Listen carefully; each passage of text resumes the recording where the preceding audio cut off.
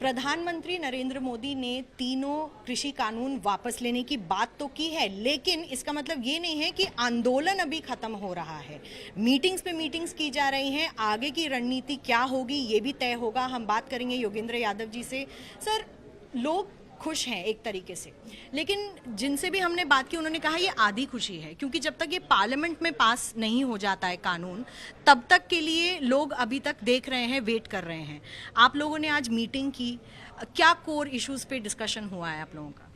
देखिए, प्रधानमंत्री ने घोषणा की, देश के नाम घोषणा की, एक तरफा घोषणा की, लेकिन बड़ी बात है, बहुत बड़ी ऐतिहासिक विजय है। ऐसी विजय जो कि किसान आंदोलन को पिछले 70 साल में नहीं मिली, और इस सरकार के दौरान इस तरह का यू टर्न किसी आंदोलन ने मजबूर नहीं किया है। तो ये छोटी बात नहीं है, लेकिन साथ ही साथ हमारे कई ऐसे मुद्दे हैं जिन्हें हमने पहले दिन से कहा था, जो हमारे लिए कम महत्वपूर्ण नहीं है।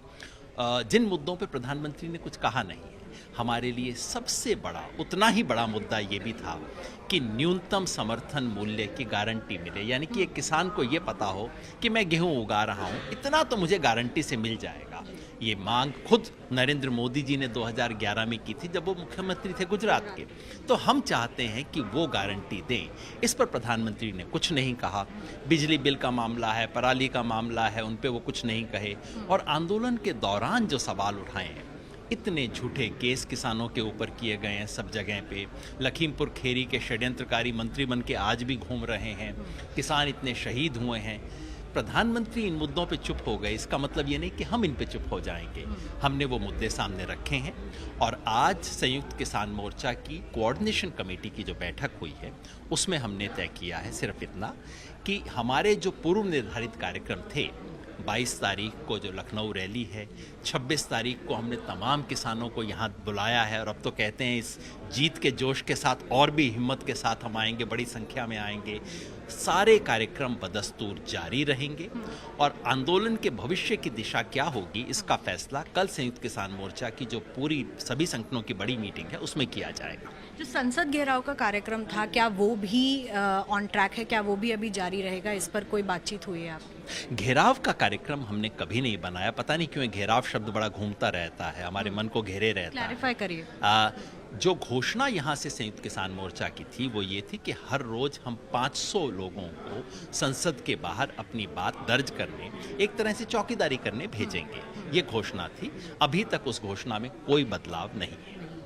आप राजनीतिक विश्लेषक भी हैं, तो इस मुद्दे पर भी बहुत चर्चा हुई है प्रधानमंत्री के अनाउंसमेंट के बाद कि विपक्षी पार्टियों का खासकर ये कहना था कि क्योंकि चुनाव पास हैं उत्तर प्रदेश में भी, पंजाब में भी, इसीलिए इस समय ये निर्णय लिया गया। इस पर आपकी क्या सोच है?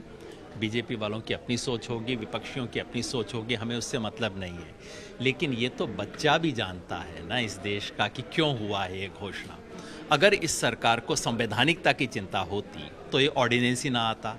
अगर इस सरकार को किसान के भले की चिंता होती तो नवंबर के महीने में वापस हो जाता।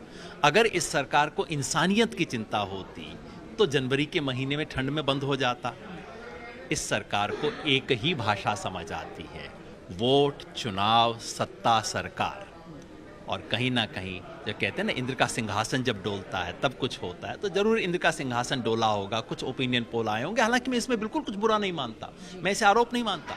लोकतंत्र में सही बात है कि अगर लोकतंत्र में सत्ता तक संदेश पहुंचाने का एक तरीका है चुनाव, और अगर वो देख के भी नरेंद्र मोदी बदले हों, मैं इसको कतई बुरी बात नहीं मानता हूं। एकदम उनका अधिकार है, उन्हें भी कुछ समझ आ गया लगता है। क्या आपको लगता है इसी विषय में कि पंजाब में या उत्तर प्रदेश में इस ऐलान से किसी ना किसी तरीके से बीजेपी अपना झंडा गाड़ पाएगी? क्योंकि पंजाब में तो ये स्थिति थी कि जो कई बीजेपी के नेता थे वो गांव में भी नहीं जा पा रहे थे। इस तरीके से किसान आंदोलन वहां पर मजबूत है। चुनाव विश्लेषण करना तो मेरा काम अब है नहीं, पता नहीं लोग क्यों किया करते थे। लेकिन मैं इतना जरूर कह सकता हूँ कि किसानों का भला करके जो पार्टी वोट लेना चाहे उसका स्वागत है। नरेंद्र मोदी जी वोट लेना चाहें उनका स्वागत है, राहुल गांधी लेना चाहें उनका स्वागत है, अमरिंदर सिंह लेना चाहें, जो किसानों के लिए सचमुच काम करके वोट ले सके उसका स्वागत है। हाँ, धोखाधड़ी लोग करने वालों से सावधान। और आखिर में एक और सवाल मैं आपसे पूछना चाहूँगी कि जो कल मीटिंग होने वाली है उस पर जो आपके मुद्दे रहेंगे, जैसे आपने लखीमपुर खेरी इंसिडेंट का भी आपने जिक्र किया, लेकिन उसमें भी अभी तक कोई ठोस कार्रवाई नहीं हो पाई है।